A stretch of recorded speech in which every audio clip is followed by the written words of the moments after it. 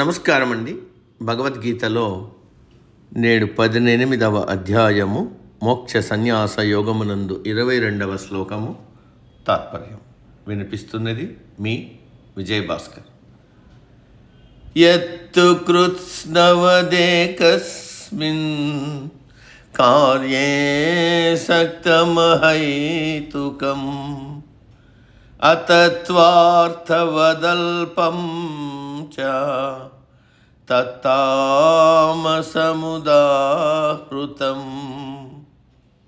తాత్పర్యం: కంటికి కనపడేదే నమ్ముతాను, కంటికి కనపడనిది నమ్మను.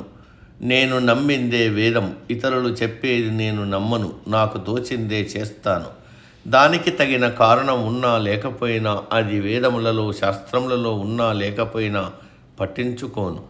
నేను నమ్మిన దానికి ఏ ప్రమాణము, తత్వము, తర్కము అవసరం లేదు అని అల్పమైన మూఢత్వముతో కూడిన జ్ఞానమును తామసిక జ్ఞానం అంటారు.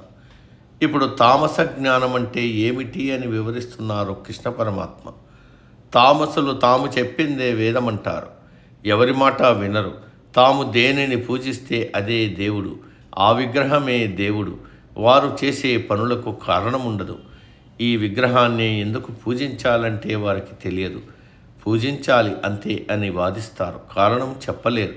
వారికి సత్య వస్తువునకు అంటే పరమాత్మకు, అసత్య వస్తువు కంటే ప్రపంచంలో మనకు కళ్ళకు కనపడే వస్తువులకు తేడా తెలియదు. తాము చూసిందే నిజమనుకుంటారు. తాము కొలిచే దేవతలు కొద్ది ఫలితమిస్తాయని, పరమాత్మను కొలిస్తే అనంతమైన సుఖము, సంతోషము, శాంతి కలుగుతాయని వారికి తెలియదు. చెప్పినా వినరు. వారికి వ్యక్తి పూజ ఎక్కువ, అదే సర్వస్వమని అనుకుంటారు. శరీరమే నేను, నేనే శరీరం అనుకుంటాడు. ఇంకా కొంతమంది దేవుడు లేడు అని వాదిస్తారు. విగ్రహాలను పూజించరు.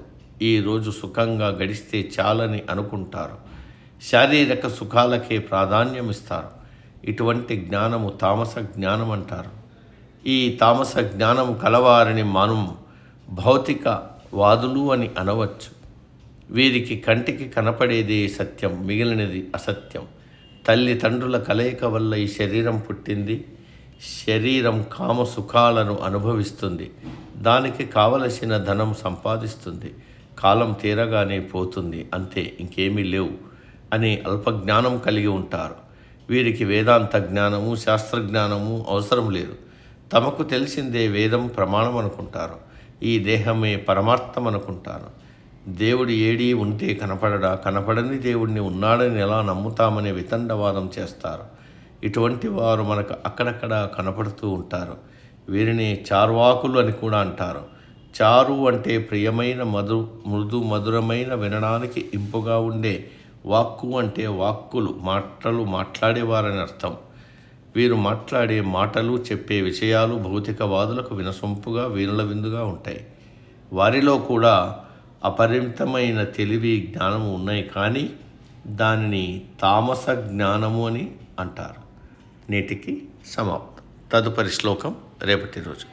సర్వే జన సుఖీనో భవంతు. అందరూ బాగుండాలి, అందులో మనం ఉండాలి.